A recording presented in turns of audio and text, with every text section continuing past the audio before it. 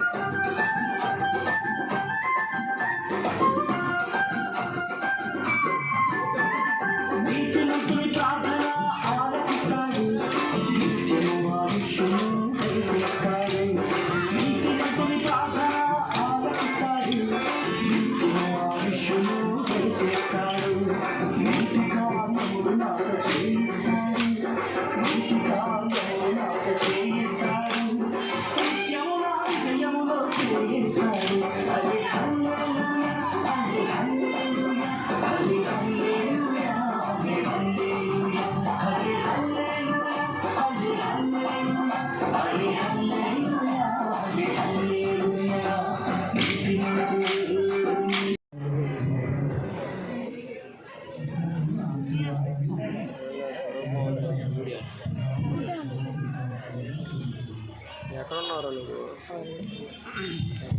ఉన్నాయా 30 ఉన్నాయా?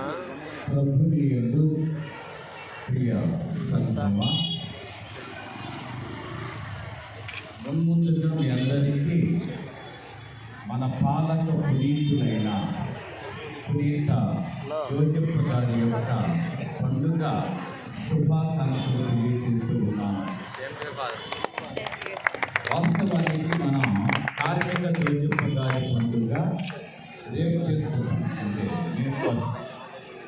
కానీ జాగరణ పూజగా ఈనాడు మనం ఆ పండుగ చేసుకుంటూ ఈ సందర్భమున మరియ తల్లి ఆ తల్లిని ఆలోచన మాత్రమే స్వీకరించి ఆ తల్లి స్వరూపమును మనము దేవునికి అంకితం చేస్తూ దీన్ని ఆశీర్వదించుకుని వచ్చిన మాట మీకు చెబుతాను.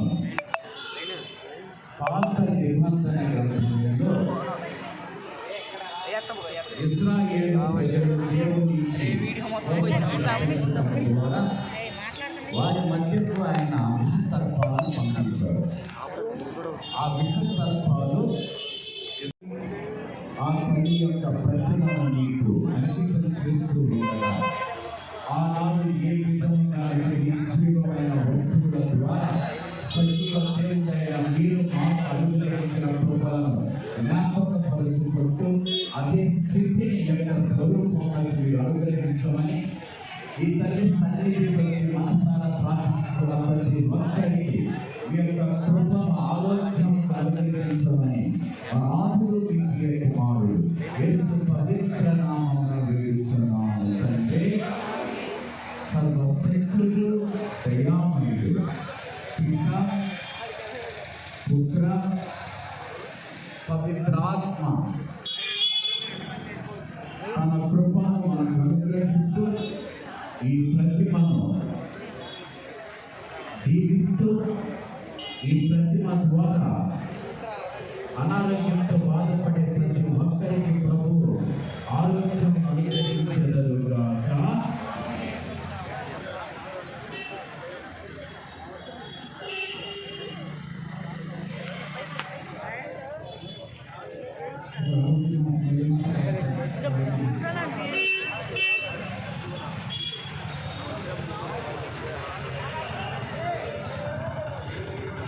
పరిశుద్ధ ఆరోగ్య మాతకి, పరిశుద్ధ ఆరోగ్య మాతకి, పరిశుద్ధ ఆరోగ్య మాతకి.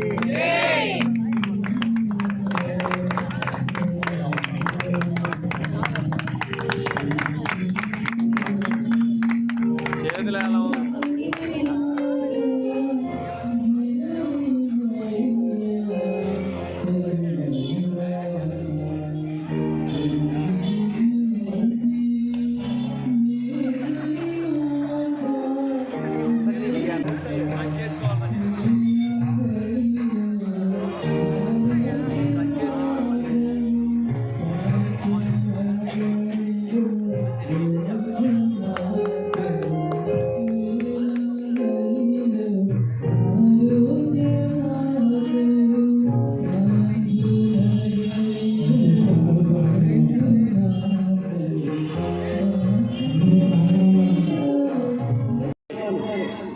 ఆయన ఏ విధంగా ఏకాగ్రత పెట్టాడో, ఏ విధంగా మౌనంగా తన పని తాను చేసుకుంటా వెళ్ళాడో, ఏ విధంగా దేవుని సంకల్పానికి లోబడ్డాడో, ఏ విధంగా ప్రార్థన అనే దానిలో దేవునికి అందుబాటులో ఉన్నాడో, కార్మికులమైన మనం కుటుంబాలను పోషించుకునే డిగ్నిటీ ఉంది.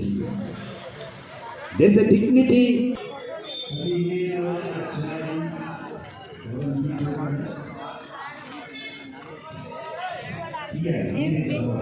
బండి తీసుకెళ్ళారా?